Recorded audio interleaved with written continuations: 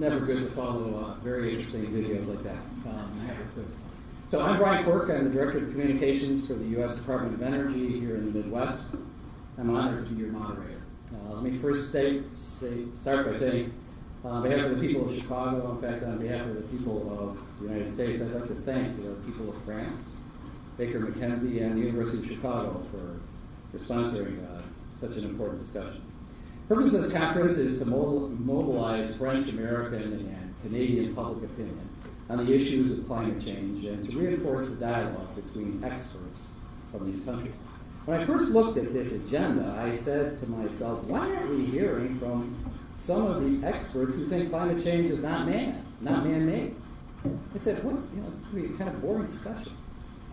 And I said to myself, well, these people are scientists, they're rational. They have actually educated themselves. They're speaking from a love of the planet, not a love of the dollar. And so, based on that, I decided we were past the question of whether or not this is man-made. We now need to develop an answer to the question, what are we going to do about it? To answer that question and many more, we have set aside 45 minutes for our panelists to discuss the topic among themselves, followed by 30 minutes of questions from the floor. At the appropriate time, we've asked you to raise your hand, and I will recognize you, and we will take questions. I will give a brief introduction of each of the panelists. Their full bios can be found in the program. Because this is such a complex and confounding question, and because the purpose of this series of meetings is to inspire action, we have asked our panelists to dispense with the normal 3 to 5 minute introduction to their positions. Instead, I've asked them to do the impossible and to summarize their position in one sentence. So, let me introduce our panelists in alphabetical order. Sandy Carter is a community organizer. Thank you. If she's a community organizer, if I remember correctly, that is what President Obama was before he started out teaching law at that university. Most recently, Ms. Carter worked on a successful campaign to close the 2 remaining coal plants in Chicago. For that, we thank you, by the way. And she currently coordinates a volunteer engagement program at the Alliance for the Great Lakes. Ms. Carter's statement was, we need global action on climate change to start now and to give members of my generation hope that a better global future is possible, while we continue to encourage my peers to champion projects that combat the environmental and human cost of climate change. Jouzel is a French glaciologist and climatologist. He was recently vice president of the International Panel on Climate Change, and I'm sure you all know his other fantastic honors. He did want me to point out one, though, and he said with this was one that was particularly important to him, and that is with Claude Lorius, he received France's highest scientific award, the Gold Medal from the National Center for Scientific Research. He's an authority on major climatic shifts based on his analysis of Antarctica and Greenland ice. Monsieur Jouzel said, as scientists, we have a clear view of the Paris 2015 conference objectives and of the crucial need of an agreement involving all countries around the world. Brice Lalonde.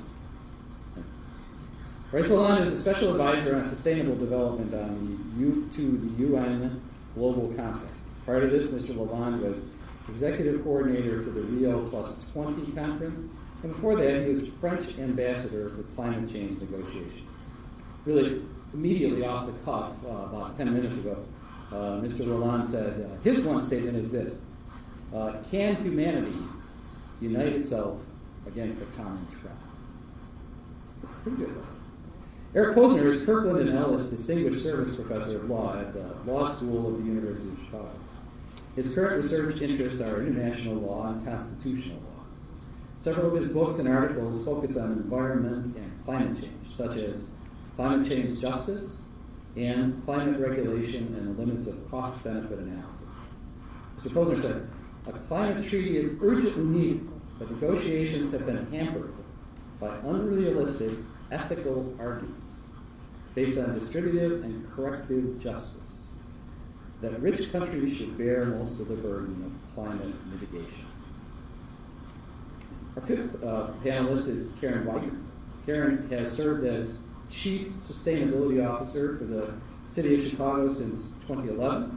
She works to guide the city's sustainability strategy and implementation by bringing innovative and practical solutions throughout the work of the city. Ms. Weigert said, addressing climate change is critical to supporting the livability and competitiveness of our city.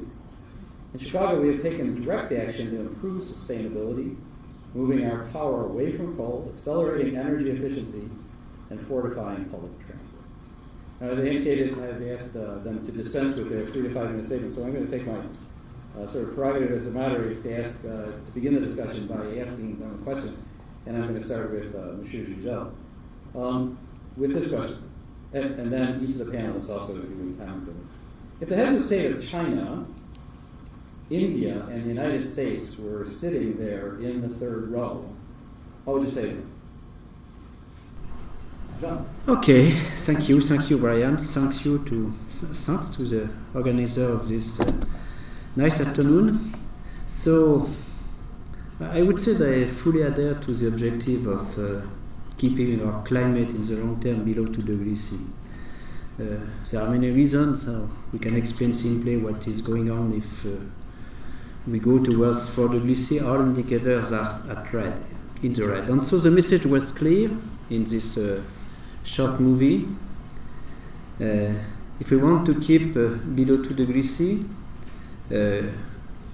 we have only to emit, so our unit will be 1 billion of tons of carbon, 2050 or 3,000 billion tons of carbons. So this represents 20% of easily accessible reserves.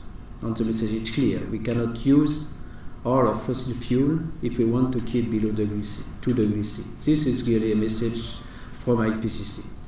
So when we look at the 3 countries you cite, 27% for China, 13% or 14% for US, 8% for India, I would add 10% for Europe, so we are at 60%, not far from CO2 emission. So the message for these nations, for these countries is clear.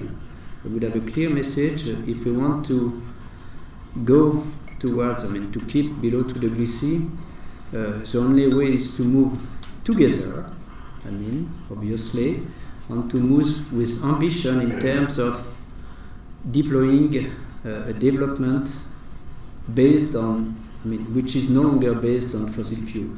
This is a clear message. And I think it's possible. And I think the success of, as I wrote in the short sentence, the success of Paris is really possible if such countries as China, US, and India adhere to the objective, and the objective is clearly defined by economists too. It would be necessary to divide emission by 2 or 3, or even 3 between now and 2050, and these countries should do their share in this effort. And again, it's possible. We will have probably ample time to discuss, but go together in an agreement and do it now, because even if we do nothing between now and 2020, it may be too late to keep our climate below 2 degrees C in the long term. Thank you. Let me turn to Dr. Posner. Same question? Yes, sir. Let's see. Okay, so same question. What would I advise the heads of state of India, China, and the United States? Those were the 3. So I would advise that they get together with the European Union, and then the 4 of them should go to a back room somewhere and hammer out a treaty.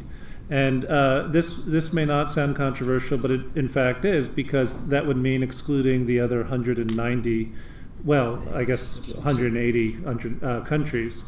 And the reason that's important is that it's extremely difficult to negotiate a treaty when you have 195 different entities, all of which under international law have the right to object or consent. I think what has to happen is that the countries with the largest economies have to make an agreement among themselves, in that way show that they're serious to the rest of the world, and then they have to say to the rest of the world, you have to join us. Now, the problem so far has been that the rest of the world has been making very persuasive moral arguments about how the burdens of a climate treaty should be distributed. And these arguments are extremely persuasive, but they have a problem, which is that they're not realistic. They'll never be accepted by the wealthy countries. So among other things, poor countries argue that a climate treaty, a fair climate treaty, should be one where the burdens are mainly carried by the rich countries, and the poor countries should receive subsidies. And the reason is that they're poor and they need help, and they're less able to take measures to accommodate rising sea levels and other harms caused by climate change. Another argument they make is that we're newcomers to the world economy. The rich countries, particularly European countries and the United States, have been emitting greenhouse gases in large quantities for more than a century. So under the principle that the polluter should pay, the rich countries, the large polluters, should bear most of the burden of a climate treaty. And another argument they make, which is also very persuasive from an ethical standpoint, is that at a minimum there should be some kind of principle of equality, that the burden should be perhaps shared on a per capita basis. But because in the rich world per capita emissions are much higher than in poor countries, that would mean that the rich countries would have to make a transfer of some large amount of money to the poor countries. Thank you. Sorry, almost done. I take that as a strong signal, but let me, in one more sentence, the problem with these arguments is that the rich countries will not accept them. They're simply politically infeasible. So just one quick comment on that. I don't know if you all recognize it, but that first strategy that he had, let's all gather the big guys in the back room and we'll all go work out a deal. It's a very Chicago statement, right? It's very, very Chicago stuff. Were you going to smoke cigars there as well? All right. No. So speaking of Chicago, let me turn to Karen. Same question. Same question. Well, first of all, while my fellow panelists were answering the question if the three heads of state were here, I would have pulled out my phone and made a call that perhaps the mayor should be here.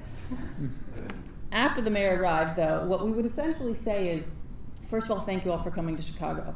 And that in Chicago, we think you'll find the vision, the collaboration, and the actual on-the-ground work to demonstrate the kinds of solutions that we all need. And that the world is increasingly becoming urban, and that cities, therefore, are going to be the sources of many, many of the solutions. And we see that day to day. We know we can make the lives of our residents better by addressing climate change. We know that there are changes coming in our weather and that our residents feel them. And we also know that there are huge opportunities if we can make the solutions happen. But we couldn't do it alone, and so I would look for their guidance and support from the international level to deliver the solutions that we'll need to see in cities. Good. Brice Lalonde. I will tell you a story. In Copenhagen in 2009, what you suggest happened. And contrary to the public opinion, who believes it was a failure, Copenhagen was saved by the head of states, who negotiated for the whole night and the whole day in an awful uncomfortable room, and they got an agreement. They got an agreement. China, I remember President Obama arriving with his statement written in Chinese. He got MRV, measure, communicate, verify. Very important to know what each country is doing. Obama got that. And Sarkozy and Gordon Brown got the 100 billion. 100 billion because, as you said, monsieur, so they agreed on 100 billion a year for 2020 going to the poor countries because, as you said, 190 countries, you need to get everybody on board. So the head of states did that miracle, an agreement of 2 pages, while the negotiation was on 300 pages. Politics, leadership, they got it. Of course, they had to wait for 1 year to get that agreement agreed also and endorsed by the United Nations because 5 countries were unhappy about it. But they got it, so they can do it. And what is very important to understand, I think, because I'm terrified by climate change, I just wanted to say that, is that we need the involvement of head of states. We need to invent something completely new, planet policies. We don't have planet policies. We have a union of sovereign states, the United Nations, and the problem is we have to go further. We have to get head of states to go beyond narrow national interest. That's what we need. We can have it because I saw it. I can share the secret with you. Head of states can do it. Okay. Try and follow that. Seriously. Sandy Carter, from a grassroots perspective. I'll do my best to follow that. So thank you again for putting this together and inviting me to speak a little bit, hopefully a different perspective. And I also want to share a story with you all. So a couple years ago, there was a proposal in my hometown, I'm from the east coast of Maryland, to turn a natural gas import facility into a natural gas export facility, and to take fracked natural gas from the Marcellus Shale in Maryland and Pennsylvania and ship it out of a port that is a half mile from the home that I grew up in. Now, I would like to say that this story has a very happy ending, but it does not. As of last week, Quirke announced that they will continue to approve the plans to turn this import facility into an export facility and an extremely dense residential population with very limited security measures and massive concerns about terrorism threats and concerns about global warming and concerns about no evacuation plan. And I tell you this story because it represents business as usual. Our governments continue to act like we can have projects like this. We continue to act like nothing's changed, and that's not true. I'm 22 years old, and in my lifetime, I have already seen the effects of climate change. And it is my generation and my peers who will continue to suffer from this. I wake up every day, and I'm terrified. And my friends are terrified, and my peers are terrified. And so what I would ask those three heads of state is that they do something right now, and they can start by not acting like our energy sector can continue in this way. It should be hard, it should be impossible for the fossil fuel industry to continue to build new plants. And it should be easy for our renewable energy sector and our public transportation sector to grow. And it should be easy for individuals to choose to opt into those measures. And so that's what I would ask them. Thank you.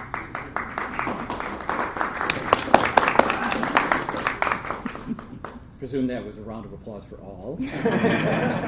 Thank you. Let me ask the panelists now to make comment, if they would, on something that one of the other panelists said, or kind of an overall statement that you might want to make.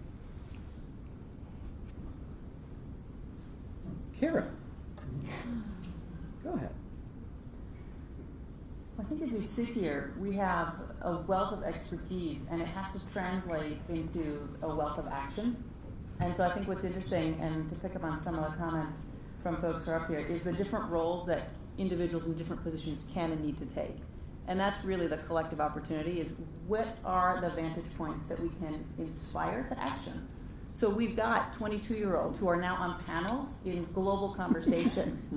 That is an amazing piece of action that we have. Who are the other people we need to bring into this conversation so that their solutions can be a part of the bigger answer?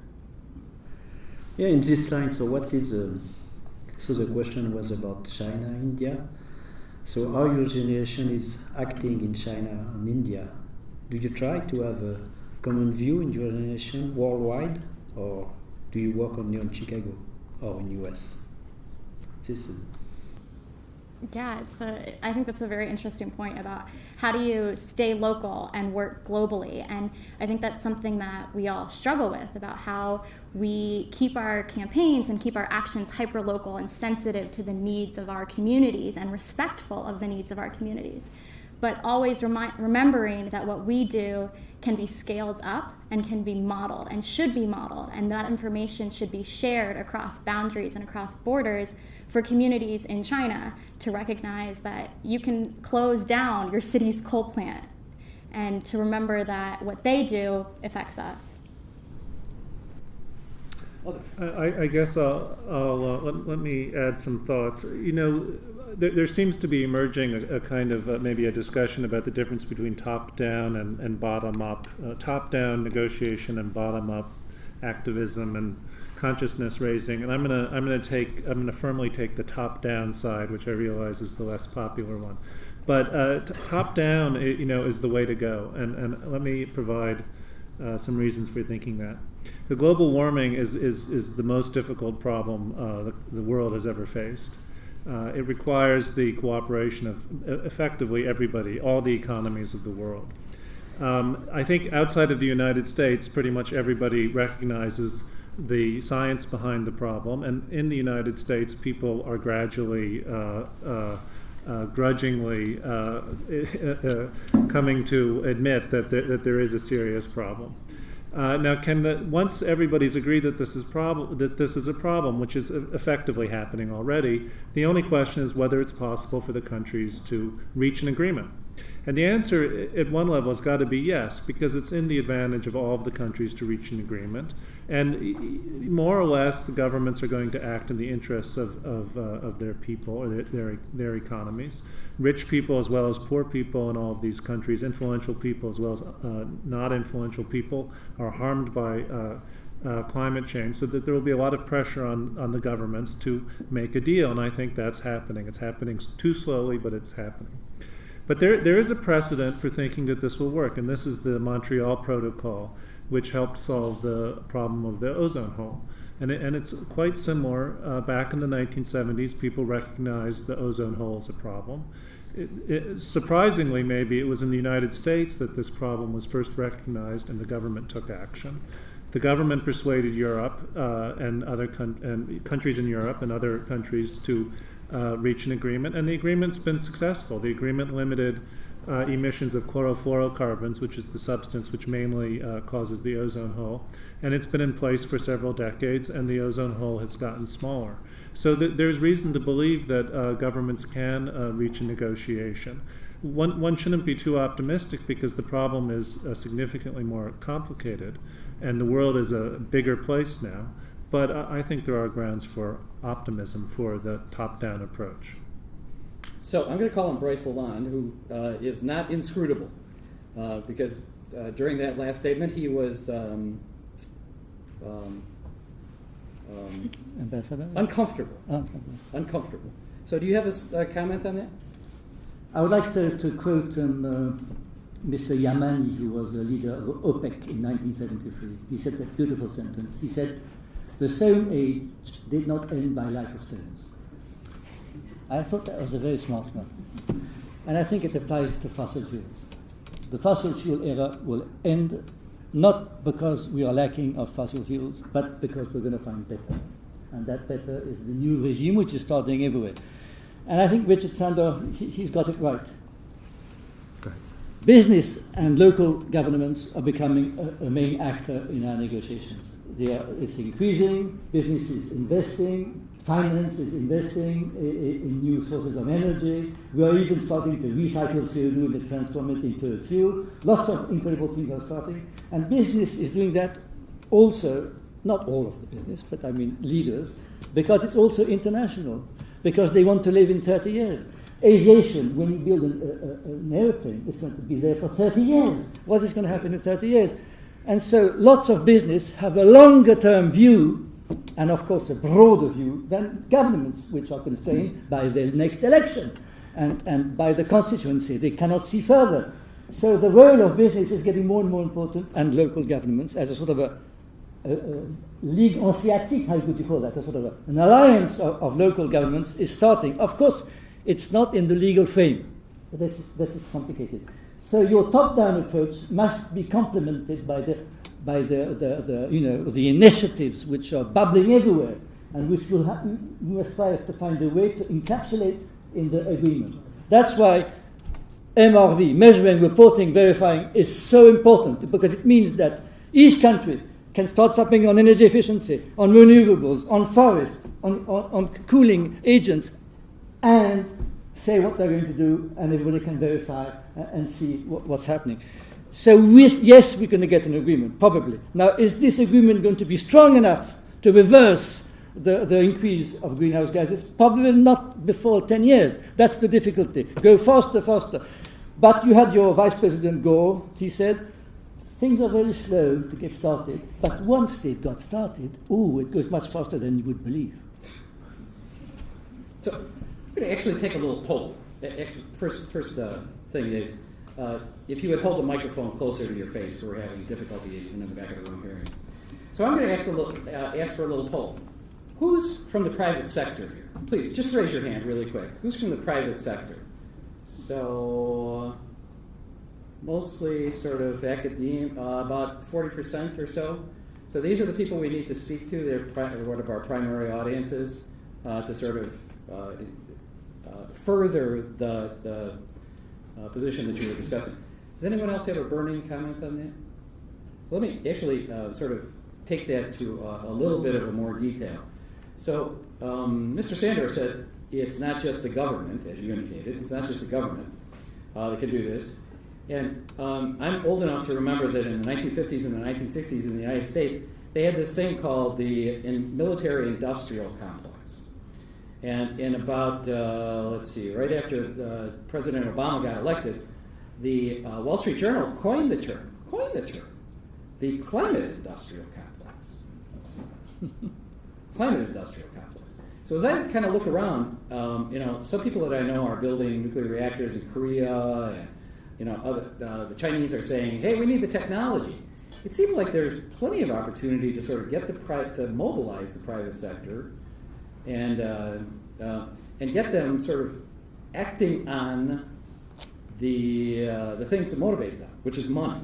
Or am I just a wild-eyed optimist?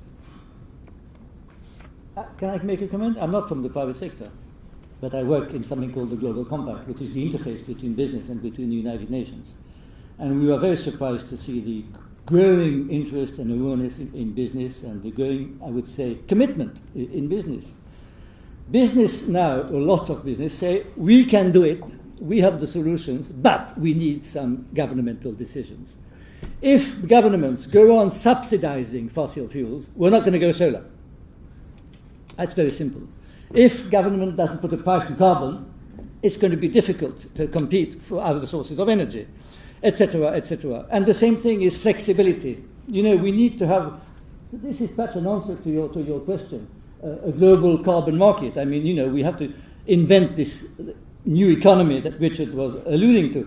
We have to have an economy as if nature matters, if the bumblebee still pollinates the fruits, if the forest still gives water, and if the climate stays the same. If you don't have a price on carbon, you won't have it. And we need some sort of a general global carbon market by which companies and business can also invest in developing countries, and this would count for fulfilling the climate obligations. We have to find that sort of mechanism of solidarity, which everybody would be a sort of a win-win solution.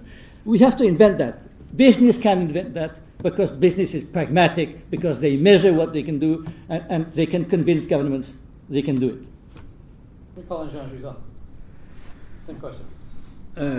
Yes, I think governments can do it, but we will discuss in the next talk of carbon tax. I think it's also in hands of people. I mean, when you look in France, for example, I don't know the figures for US, but half of our emissions are linked with domestic and what you do at home and transport. And so these are actions also for citizens.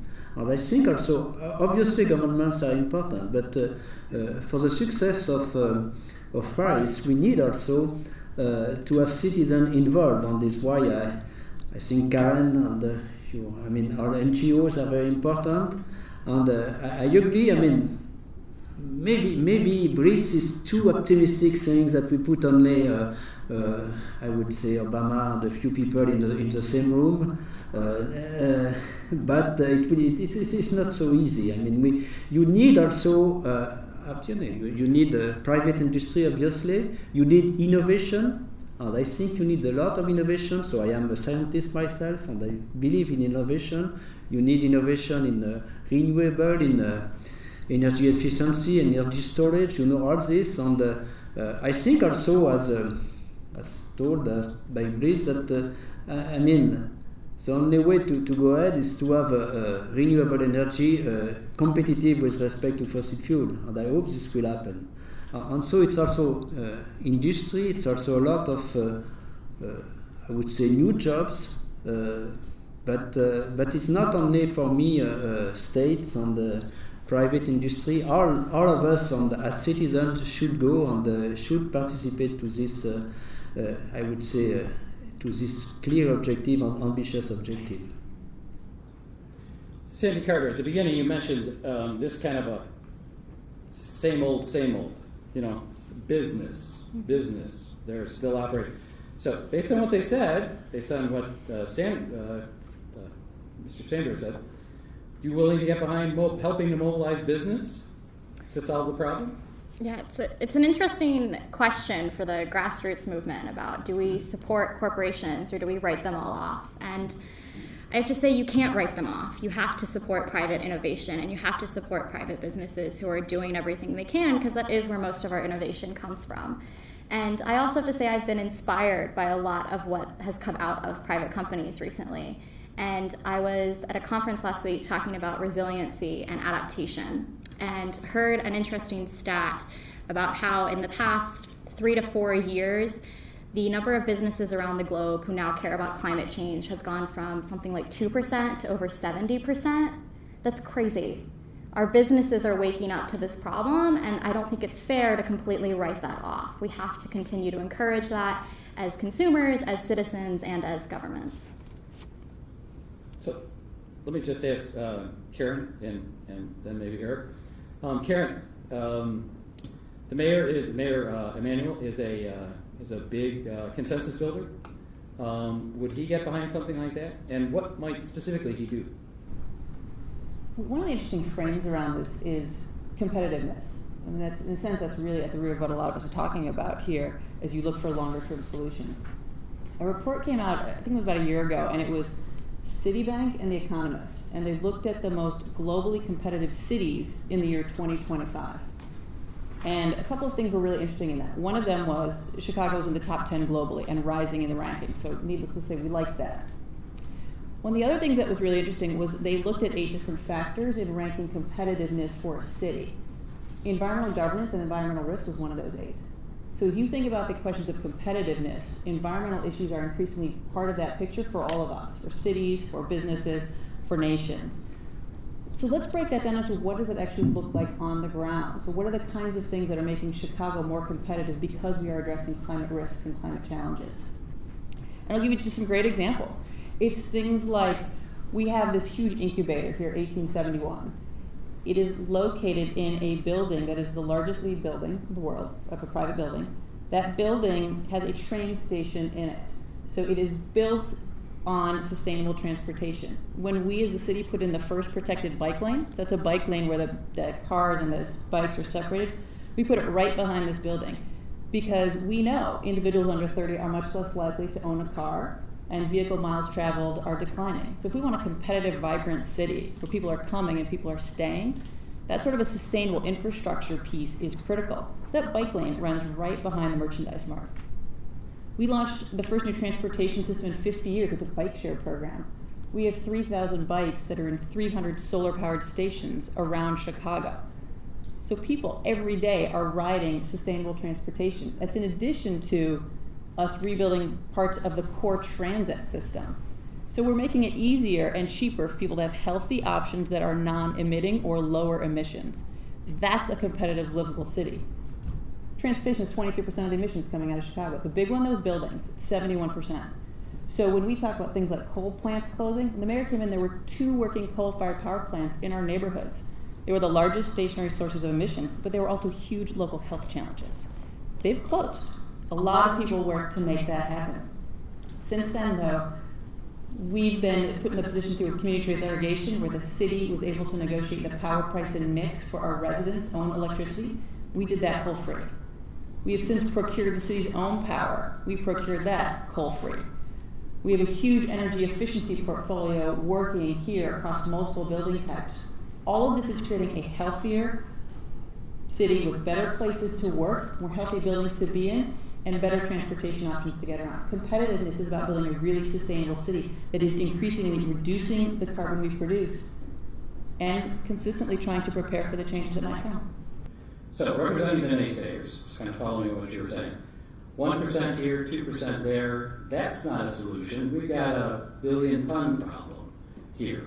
So 1% here, that's not a solution. 2%, we're not going to pursue that. What would you say to that? And I'm going to ask Professor Posner the same question. We'll start with her. Well, if you look at the big picture, take for example Chicago. So we know we need to reduce 15.1 million metric tons by 2020. That puts us on track for the original Kyoto goals, and then it goes beyond when you get to the 80% by 2050. It has to add up. But how do you get there? And how do you engage the different sectors in the pieces that they can control near term and long term to add up? The way you do that is by finding practical solutions people can get excited about and can be a part of. So we work with residents in great partnership with nonprofits and utilities here on the ground, making their homes more efficient. It's a more comfortable home. One room isn't hot when the other room is cold. At the same time, it's a local job to make your home more efficient.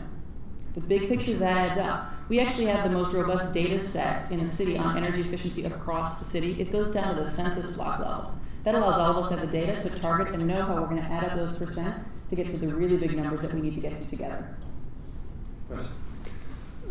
So I didn't tell you the whole Montreal Protocol story. You might ask, why didn't business oppose a treaty that would eliminate chlorofluorocarbons? And the answer is that chlorofluorocarbons, somebody invented a substitute for chlorofluorocarbons, and that person was named DuPont. And so DuPont now had a patent on this substitute and was going to make a huge amount of money. So they, lent their support to the government, and the treaty went through. And the problem with climate change is that, chlorofluorocarbons are not a big deal, but the energy costs are a huge deal for all companies. And all companies have understood that their costs are going to go up in the short term from restrictions on emissions of greenhouse gases. That's simply a matter of logic and economics. That's why in the United States, the country I know best, businesses have opposed climate change legislation and regulation, except for those businesses which have figured out a way to produce substitutes: solar panels, wind farms, and the rest. And but that's a tiny minority of the relevant corporate interests.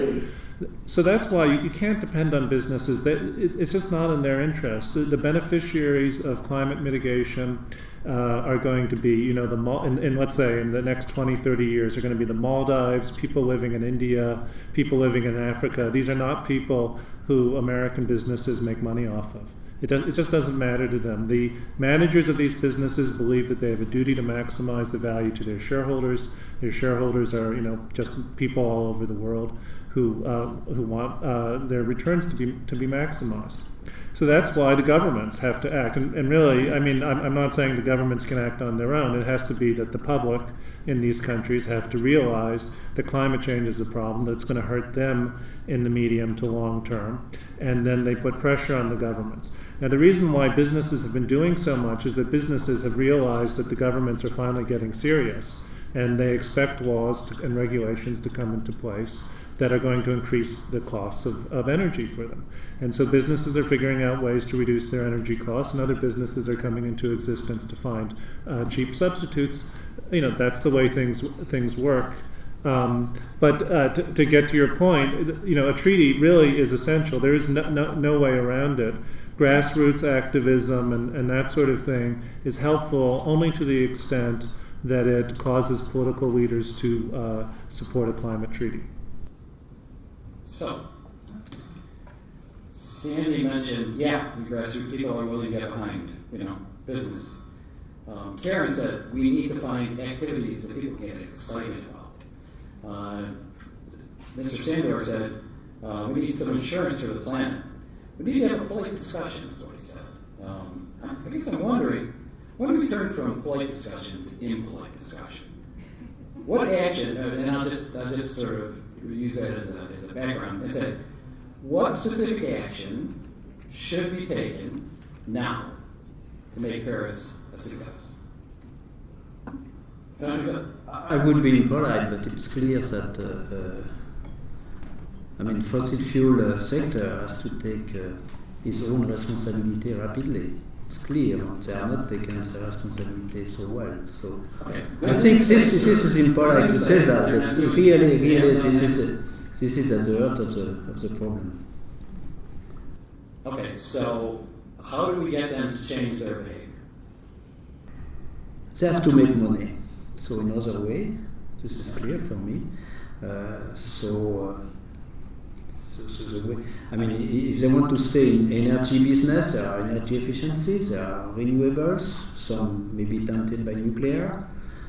So there's a lot of other ways to make money, I think, in the energy business. You are yourself in the energy business, so you know this. I mean, I think that they have to go ahead and okay, for the moment, it's the first time in my life I've started to work on this field 45 years ago, I mean 68 anyway. So it's the first time I see really people looking largely to, I mean, where skepticism is less obvious, but still there is some skepticism. I think that in 10 years, when we will see the climate change really more visible, I think we should not regret to have done nothing in our decades, and we have to do things now. I mean, this will become so obvious in 10 years that we should have done something. And so it's now that I mean, fossil fuel industry should take in their responsibility for me, and no, not to. And I don't think it is the case. I'm sorry to say that. Brice Lalonde, or other distinguished guests from France. There is something quite simple in the fossil fuel industry as a sort of a world strategy, and how can we help each other to get that right? It's to replace coal by gas. Natural gas is much cleaner or much less dirty than coal.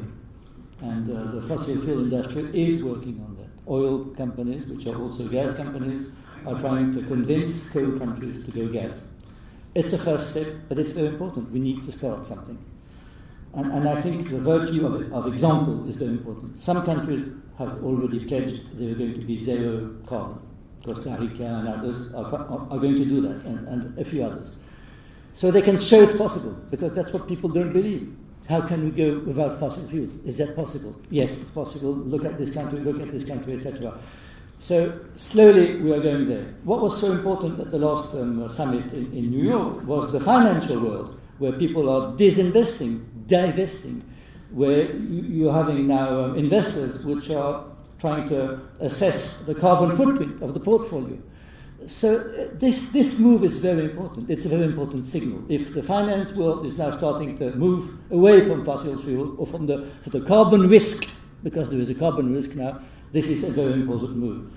So I don't believe the Paris Agreement, and I think there will be an agreement, because every country wants an agreement now. But you have to save the negotiation process too. Huh? It's been 20 years. The next 20 years is too long now. So we have to get somewhere. And the first task, as was said, is to get everyone on board. Because as Kyoto, as you said, was one of the rich countries. Come on, you can't do anything. Now China is the first polluter. So you need to get everybody on board and have the first steps. How do you do it? And after get these examples, get the business, get gas to replace coal, and we're going to get there. I hope so. Because we have other problems also which are very stressful. Okay, the food, the water, terror, epidemics, but we have such fantastic new technologies coming, the digital technology, even the biotechnology, all that. So it's very exciting. It's a race. We have to win the race. Thank you. Karen, say, comment on that? What do we have to do now? What do we have to do now to make Paris a success? I think actually what we have to do now is share the stories that things work on the ground now. And interestingly, the EPA Clean Power Plan regulation under the Clean Air Act gives a platform for the U.S. to participate in this global dialogue in a different way. There has to be some creative thinking on what that means and how the U.S. can participate in that way. But it's the story that there are solutions now. They can be implemented now. There are things that cities and rural areas can do and are doing today, and they're bringing benefits across the world immediately. We don't have to wait for benefits 20, 30, 40 years from now. We can see benefits immediately. Instant result, instant impact. That's a story of success that we can get beyond. We see this every day in Chicago when we make our city stronger and more sustainable. Professor Posner, Brice Lalonde said, what we need to do is find incentives, find a way to encourage these people to change their behavior. What specific law, rule, regulation, other than an EPA regulation, will kind of limit some of the low-hanging fruit, what kind of law would you pass? What kind of regulation would you propose that would have some sense of some possibility of passing? What would you do? What would you propose? Well, I think most experts believe that a tax on carbon would be the best policy, simplest, most likely to be successful. It would have to be increased over time. But that's not going to work in this country. Okay, let's move to something that will work. Well, the problem is that there has to be a treaty first. In this country, the problem is that people don't want to pass a law until they're sure that other countries will reciprocate. Because one of the problems with climate change is that it's a global problem. So if we stop emitting carbon dioxide, but industry just moves to other countries, and then the goods are imported back into the United States, that's an enormous cost for the United States. Well, nothing has been done to address the problem of climate change. So, I hate to sound like I'm evading your question, but really the only approach is to reach a climate treaty. It's possible that some laws, might make us look good and might encourage other countries to act, but I think that's wishful thinking. And the only basis for optimism is that there are serious international negotiations toward a climate treaty. Either they'll work out or they won't, and we have to wait and see what happens there. Yeah, so I would add also our representative in France are just discussing such a law on the transition energetic just now. Yes, with the objective of dividing by 4 the emission of France between now and 2020. 2050 between 1990 and 2050, and so we have real objective. I don't know I hope that it will work, but at least this is discussed as this will become a law, I hope, in a few days or in a few months at least. And I think, things are going in other countries. So, in a few minutes, in about 1 minute actually, we're going to turn to the people in the audience who've been very patient. Thank you very much. But I'm going to ask each of you one question. I would like a brief answer. I would like a 4-word answer. And I'm going to actually start with you, Sandy. Is Paris our last chance? I think Paris is our last chance for a successful top-down approach. But I'll comment on some of what's been said, which is I think we need both top-down and bottom-up. And not just because, as Karen highlighted, City of Chicago is doing amazing things and makes me very proud to call this place home, but because bottom-up approaches give us hope. Doing something every day to change things allows us to see the effects of what's going on and to bring ourselves hope. And without that hope, we end up apathetic. So while, yes, Paris is the last chance for really getting something top-down that will change things now, if we don't see something out of Paris, it doesn't mean we can stop acting. Karen? I think Paris is a great opportunity. Is it our last chance? It's never our last chance. You've got technologies that are still being developed. You've got great people across the world who are not going to give up on this one. And you've got solutions that we all don't even know about. But we've got a lot we know now we could make happen for Paris. There's a lot we're going to make do in the interim getting to Paris. And we look forward to a lot of solutions on the ground here and elsewhere. Thank you.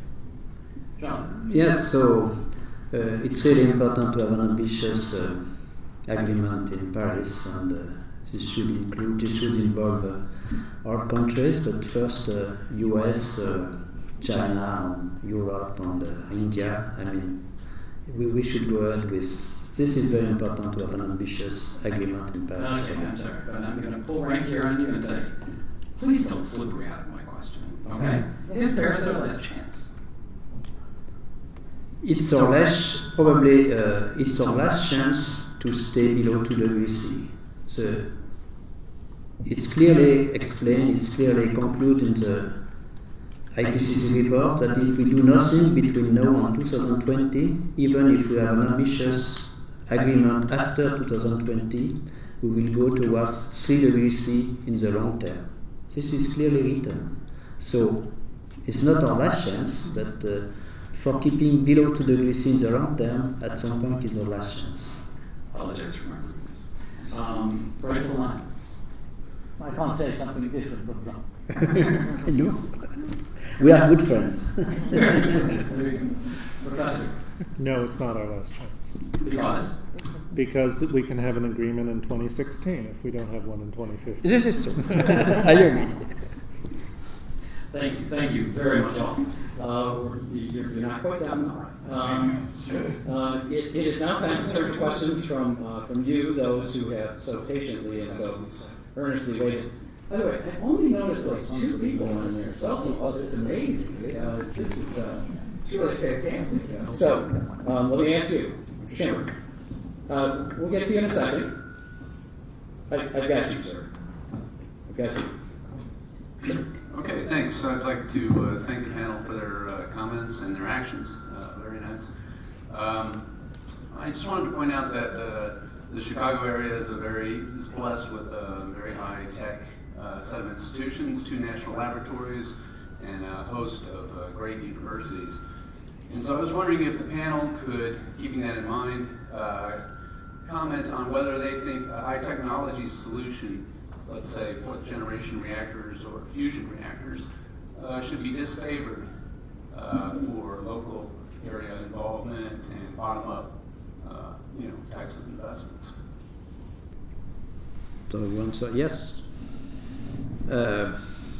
Yes, as you know, we are involved in France in fusion reactor, ITER, but even if it works, it's maybe too late with respect to the discussion we have today. But it's important to have this high-tech development. So nuclear, for example, needs high-tech development, and we have a lot of problems to solve still in nuclear. I think also, you have to have development in solar panels, and so yes, research, innovation are important in all the fields dealing with energy efficiency, I think. Other comments on that question? 2 quick ones. One is, when you think about energy, we all know the best energy is the bit you don't use. And so energy efficiency is a huge solution that happens in every place that energy is used. So we can't overlook that. It's a great way to find the capacity that we need near term. Yeah. And then the other is, there are pieces of research beyond that. For example, Argonne here has received $120 million from the federal government to look at energy storage. And that is a huge opportunity when we think about the intermittency issues with renewables and really scaling renewables as a power source. And also as we think about electrification of transportation. So there's an opportunity for all of us on the efficiency side, and then as we think about technologies to come, there are certain pieces that can accelerate broader parts of the economy as well. Brice Lalonde, so you're kind of nodding. Something about well, I completely agree with all what was said. I tried to hint a few minutes ago about something so exciting and beautiful and elegant, which is recycling CO2. And I saw myself, there was a mill in Iceland, so they take the CO2, they mix it with hydrogen coming from renewables, non-carbon, and they produce methanol, how do you say it in English? An alcohol, a fuel. So of course, you go against the entropy, but I mean exactly the same way as when you have oxide of iron and you transform that in steel. So it's possible. So just think the future. You can see a future of energy which is completely different if you can recycle CO2 and transform it into fuel. It's completely different.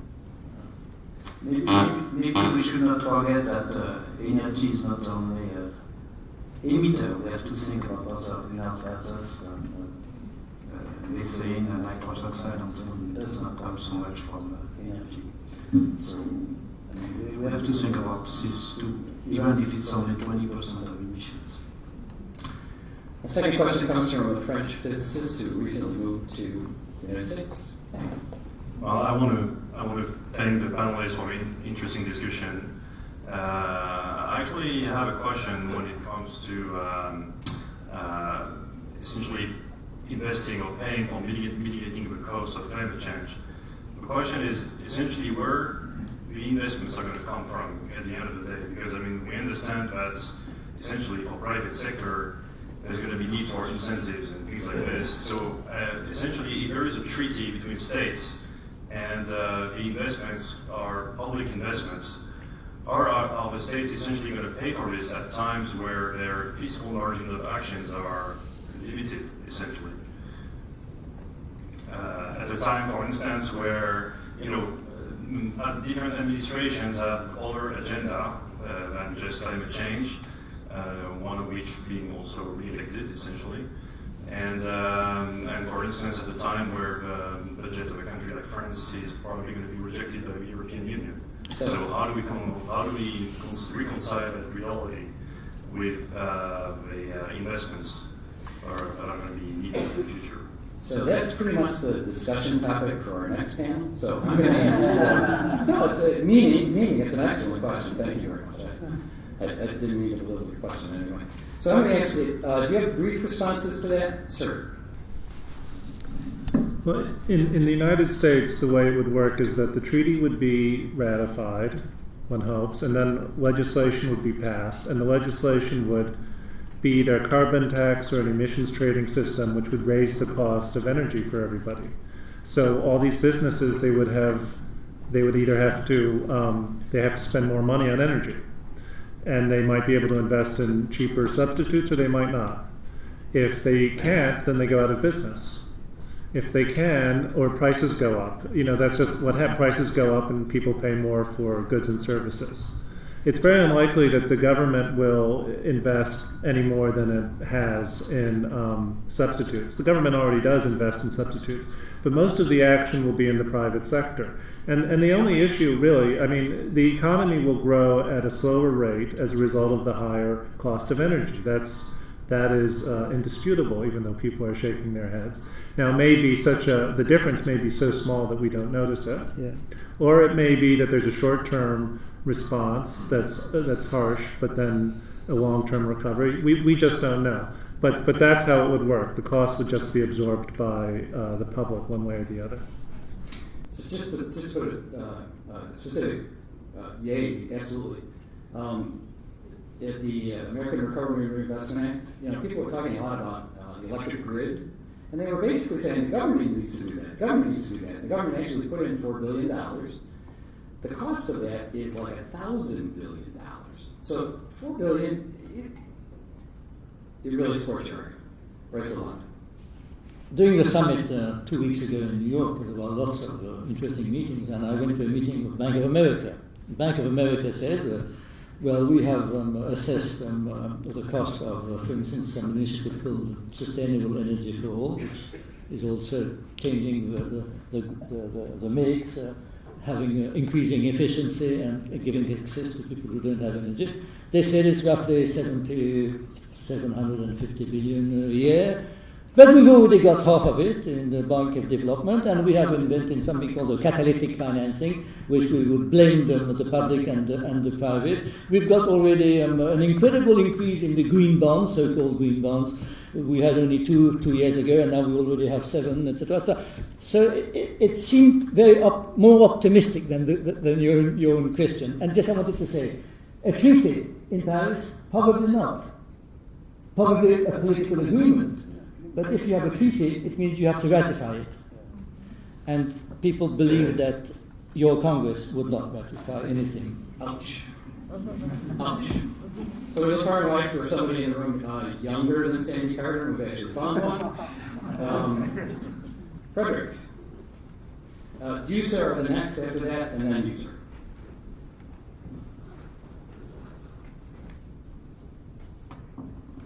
Thank you, Mr. Quirke. My name is Frederick Rapond, and I'm a student at the University of Chicago studying both economics and environmental studies.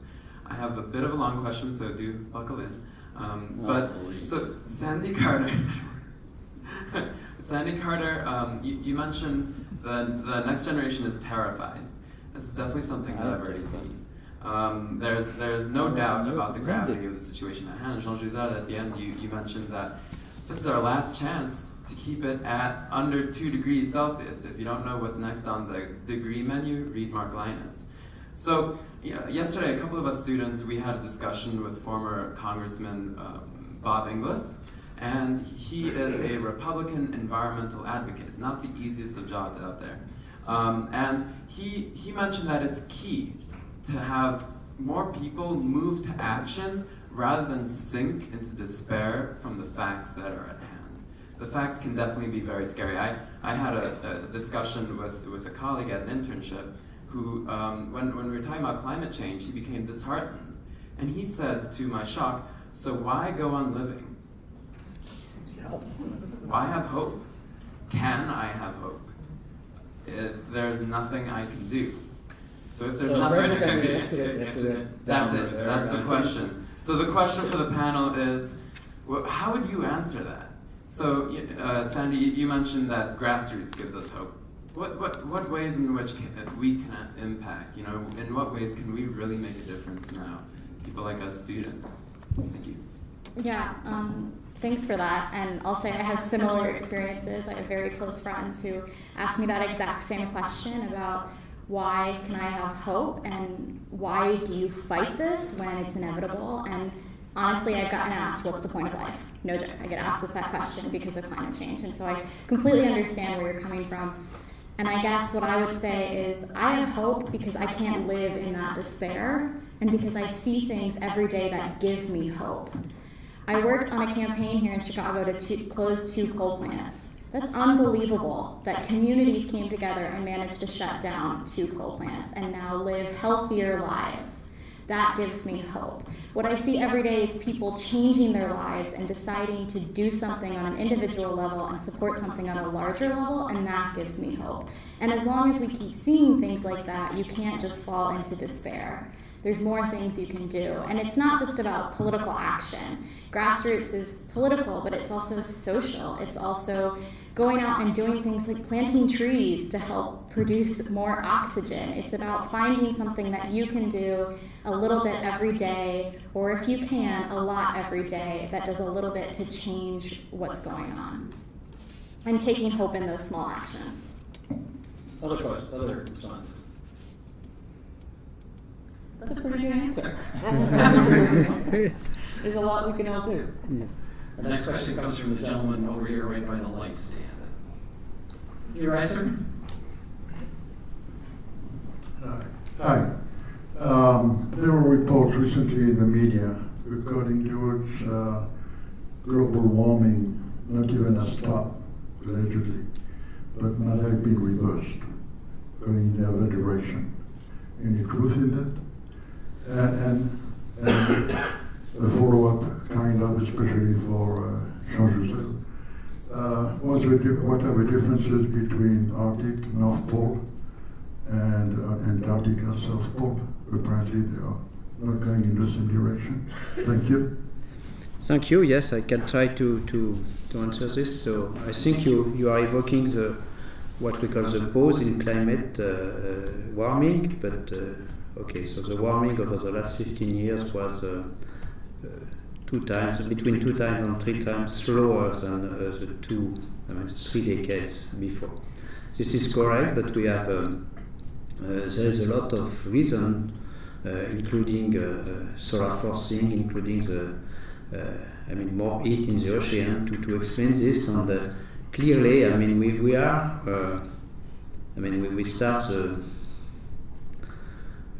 We start the prediction of global change 20 years ago, and we are really unfortunately where we were expecting to go, or where we were predicting 20 years ago. So I think, no, it's clear that what we are doing with greenhouse gases, we are only accumulating heat.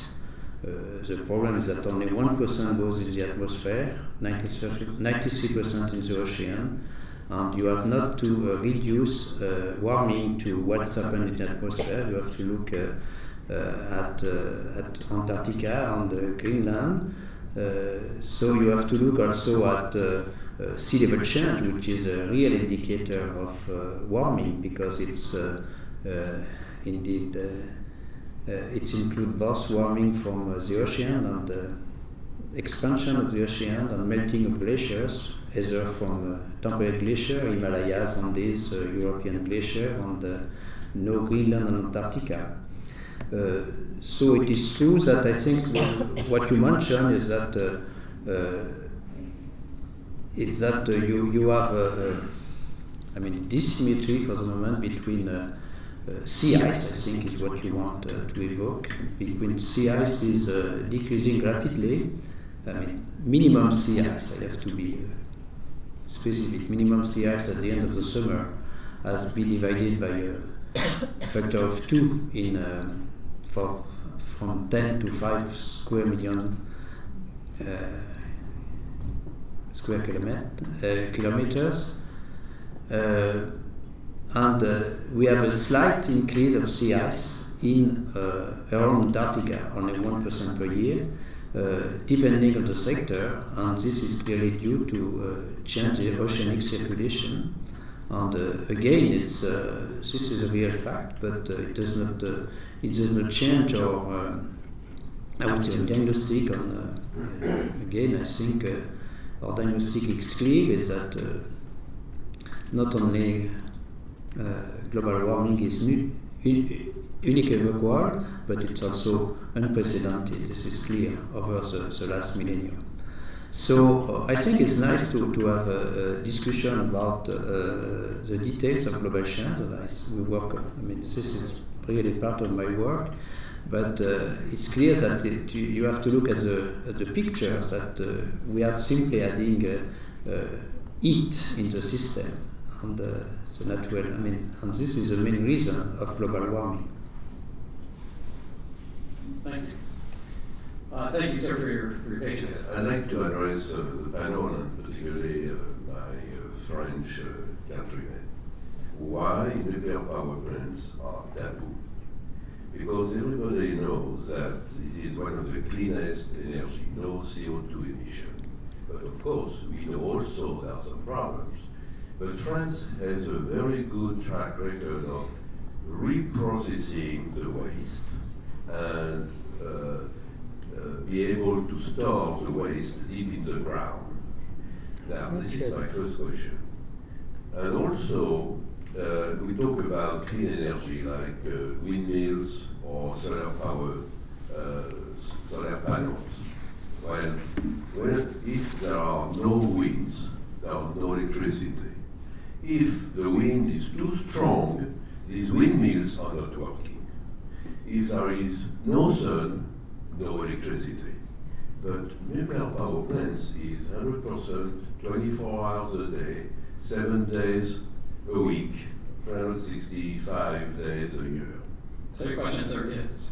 Pardon me? So your question is? My question is, I would like the panel to comment, because to me, it's one solution, and it's not the only one, of course. Thank you very much. So, I start? So we are not, I don't know if you have the same answer, but okay, of nuclear energy, so I am myself with the French Nuclear Agency since I started my 47 years, the French Nuclear Agency. But I am not so much, when you say, for example, that France has a good, we have not done yet we have reprocessing, but not yet use,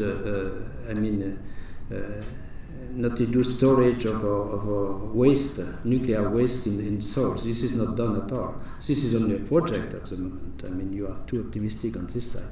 But it's true, I am very confident in nuclear energy in France, but I understand also that people ask questions. But, my point on this is that you have also to, have in mind figures. For the moment, nuclear energy provides a few percent on final energy around the world. So if nuclear energy develops well, there are debates in some countries, even if it's developed without problem, it will only provide between 5 and 10% of the energy. When I talk energy, it's electricity, mobility, heat. It's not only electricity. But when I talk energy, I don't think it's... So you have also to think to the other 90 or 95% of energy. So I think it's only a part of the solution. We have discussion in France. We have a debate. I would say, largely political. But this is the situation. But worldwide, you have also to think that renewables should be the main the main contributor to energy in 2050. It is clear that we have a report in the IPCC about renewable energy which shows that these investments are correctly done. We could provide 50% of our energy in 2050 through renewable, even if you have some problem with wind, with a wind farm, with there is no wind. This is really this is really serious. I mean, you have to invest in storage. We discuss of storage, but worldwide you have to think also renewable. Brice was during lunch was talking about his wife journey with nuclear power. So,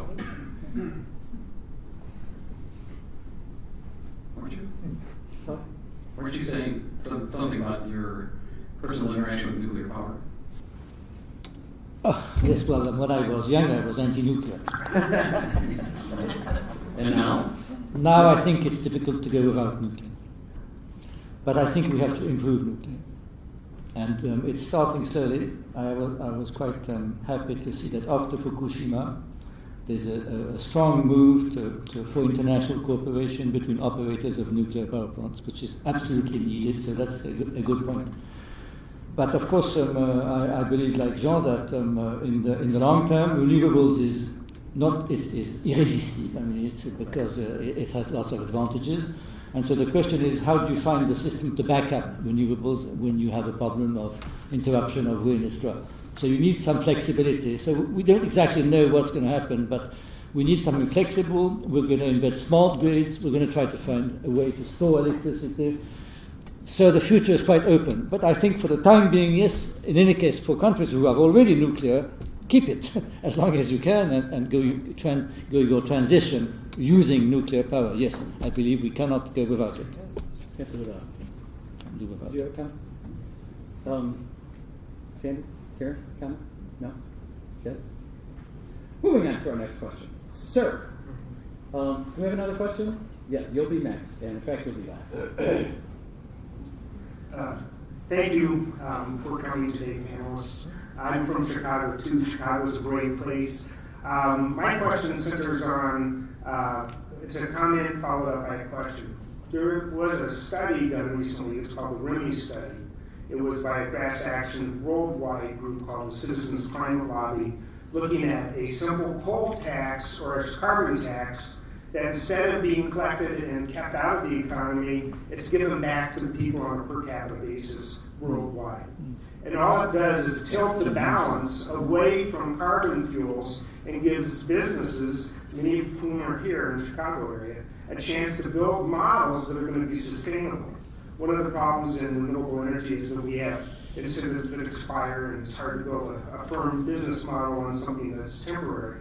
So I guess my question is, would a worldwide carbon tax that was given back to the people be palatable by both sides of the political parties and by the people in the world?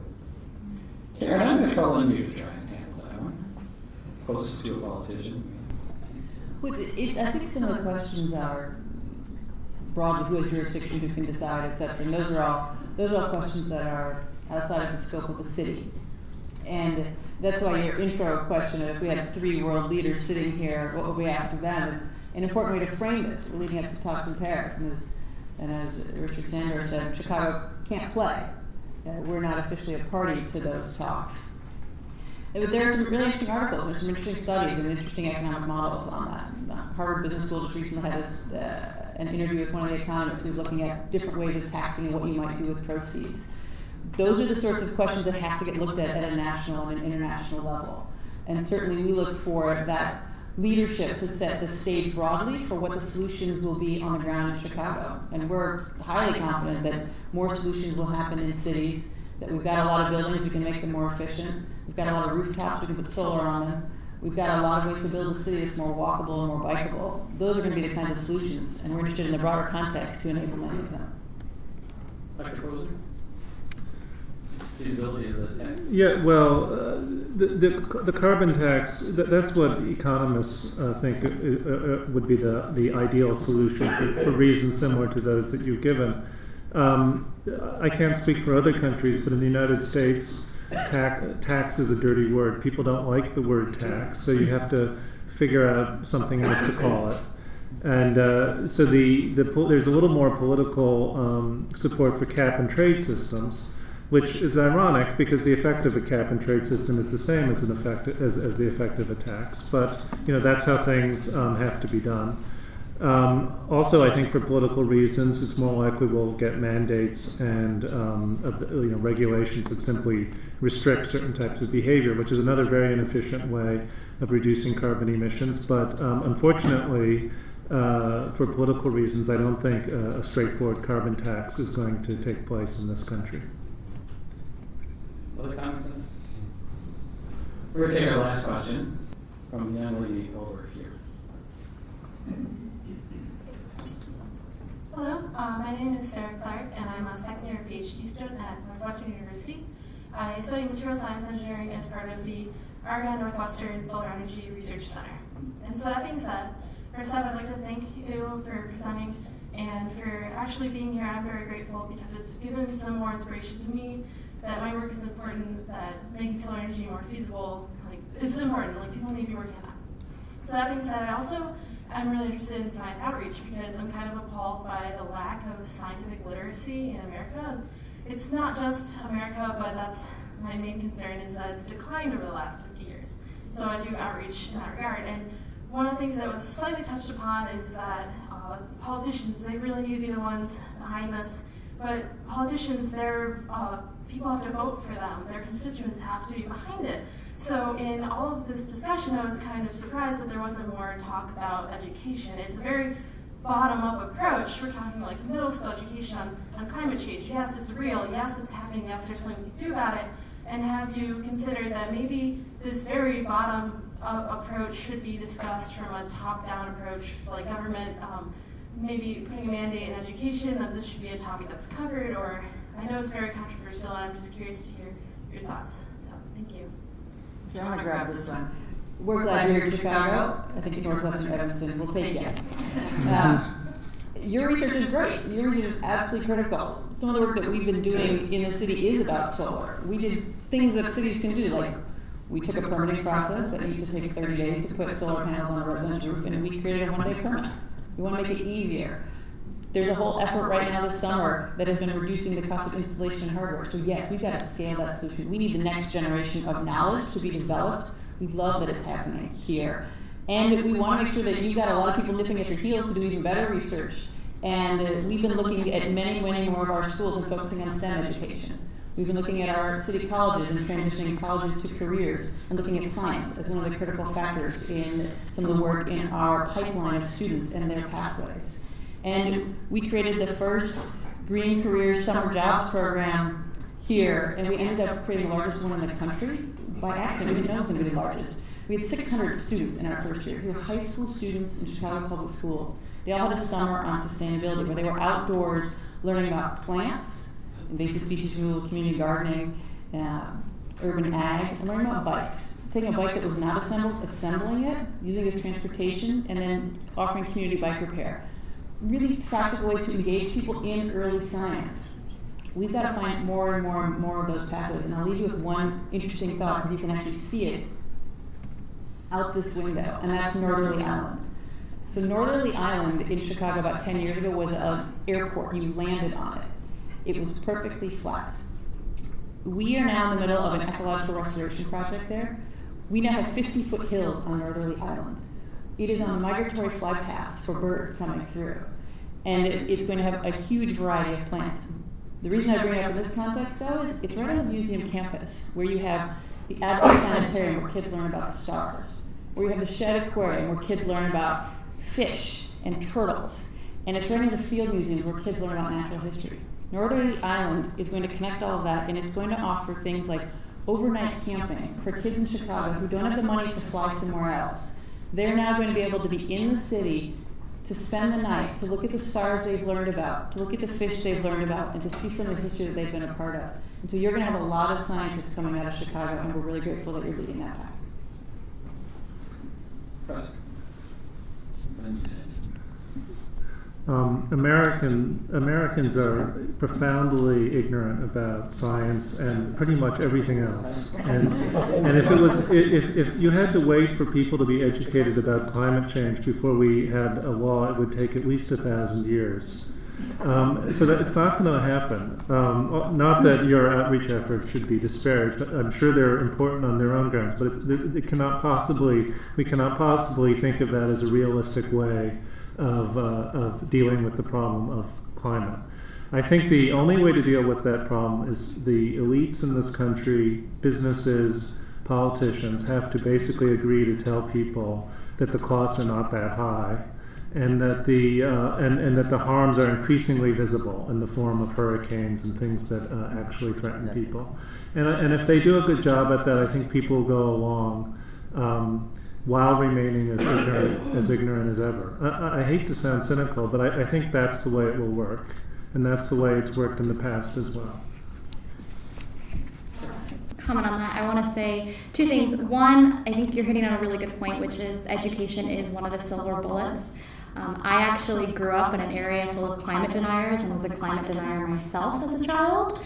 Hopefully one of the few people in the room who can say that, and will say that education changed that for me. But I will agree that it is not likely we will ever have climate change curriculum in my lifetime. I think it would cause a bigger debate than evolution. But I will say that your science outreach is important, and I think it showcases what students can do. Who here in this room is a student? Can you raise your hand? PhD? Yeah, exactly. So all of you are in a unique position to do things like participate in education outreach programs that reach our young people, or go to rallies in the middle of the day because it's between your classes and you don't have to work. Yes, do it. You should. You'll be happier. Or go out and start a program that addresses issues about climate change that you really care about. So I think hinging on the fact that education provides you with those opportunities is really important. So, I believe it's I think I hope that we are not in the same way that you told about the US in France, but this is only my hope. But okay, so I try to do a lot in school and so on. I was very proud because yesterday I received a mail from my granddaughter. She's 13, and she told me, come to our school for talking about climate change. And this was yesterday or the day before. I just wanted to add that most of the science of climate change comes from the United States and came from the United States. It's United States scientists, it's Jouzel, it's Keeling, it's Schneider, it's Hansen. All these guys have learned us about climate change. So there's this incredible discrepancy between this science in the United States and what's happening in your Congress.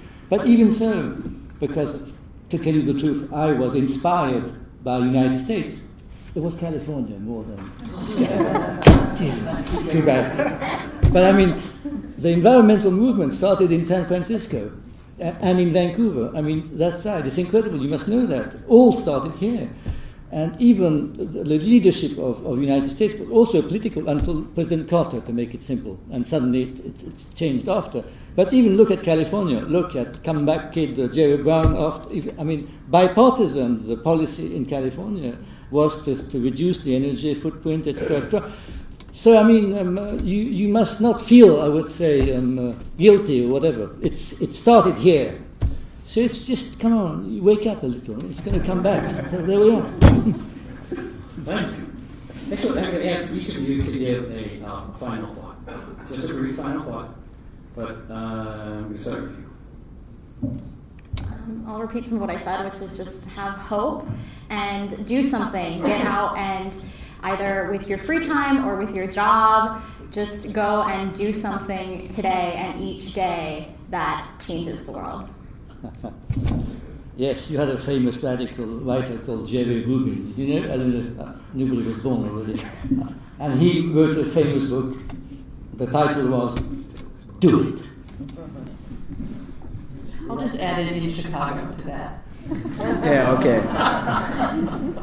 No, as a scientist, I will only say that we are still to do a good science and to continue, because there is still questions which are posed, uncertainties, and we have to provide you with right answers, and projection will help you to adapt and to fight against climate change. So it's also a role to do that.